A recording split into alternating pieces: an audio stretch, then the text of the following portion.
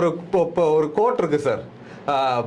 Exit is more important than the entry அப்படின்னு சொல்லுவாங்க. நம்ம எப்படி ஒரு காலேஜ் ஆகட்டும், ஒரு ஸ்கூல்ல கூட ஒரு ஸ்கூல்ல வரும்போதோ இல்லை ஒரு காலேஜ்ல வரும்போதோ எப்படி வேணா வரலாம். ஆனா பட் அந்த ஸ்கூல்ல இருந்தோ வெளியில போகும்போது வந்து முக்கியமான விஷயங்கள் எந்த மாதிரி விஷயங்களை வந்து கத்துட்டு போறாங்க, என்னதுனால அவங்க எந்த மாதிரி கெயின் பண்ணிட்டு போறாங்கன்னு.